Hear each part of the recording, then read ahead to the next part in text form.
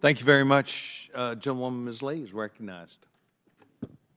Thank you, Mr. Chairman, and I'd also like to thank Mr. Dodaro for coming to speak on the important work of GAO's duplication report. Part of the Republican playbook is to slash funding to government agencies and then cry foul when they can't function properly, to continue shielding their corporate donors from any oversight or responsibility. But we know that the only way to truly deliver for the American people is to fully and properly invest in the programs meant to serve them. This includes investment in the right people, processes, and technologies. Mr. Dodaro, GAO is a great example of an agency where more investment in your people and resources yields better results for the American people, correct? That's right. This great return on taxpayer investment is especially true when it comes to the IRS. The nonpartisan Congressional Budget Office found that an $80 billion investment in the IRS would increase federal revenue by $200 billion over 10 years. Despite these findings, just last week, my Republican colleagues announced that they want to slash IRS funding further and cut the direct file program, a wildly successful pilot that makes filing taxes easier for thousands of Americans. We know that cutting this program doesn't benefit taxpayers, but is a gift to tax filing services like TurboTax that spends millions lobbying them. Just this tax season, that limited direct file program saw 140,000 taxpayers claim more than $90 million in refunds and save an estimated $5.6 million in filing costs. Imagine the impact on a nationwide scale. Republicans specifically seek to gut the IRS's enforcement budget. So to summarize, they want to both make it harder for everyday Americans to comply with tax law and make it easier for the wealthiest Americans to get away with refusing to pay their fair share. GAO's work really highlights the way resources tie with outcomes, especially at the IRS.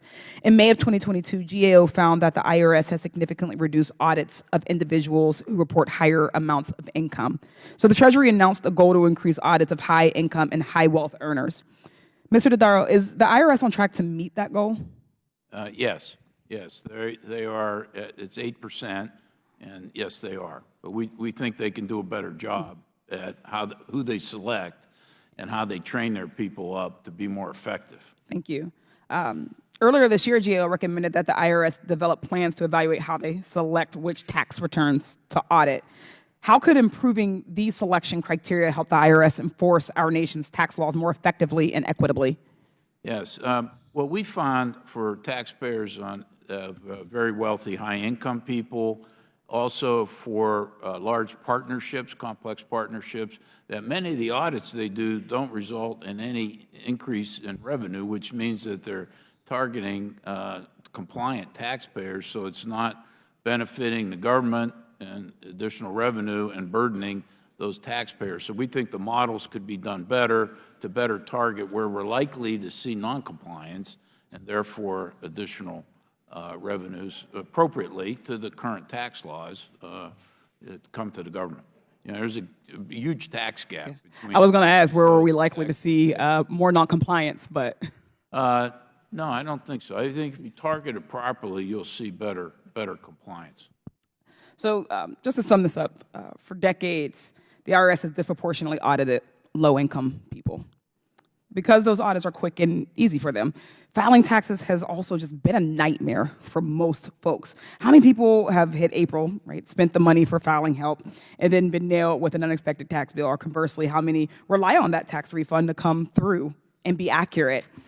Now we're finally seeing the IRS start to go after the wealthy tax cheats, the ones who are intentionally hiding their money instead of the regular people who are making mistakes. And we're finally seeing that the start of a way to make filing taxes less stressful and cost less money. But without the continued resources, talent, and technologies to complete these goals, they're just going to keep going after regular people. And that just isn't right or fair. I thank you.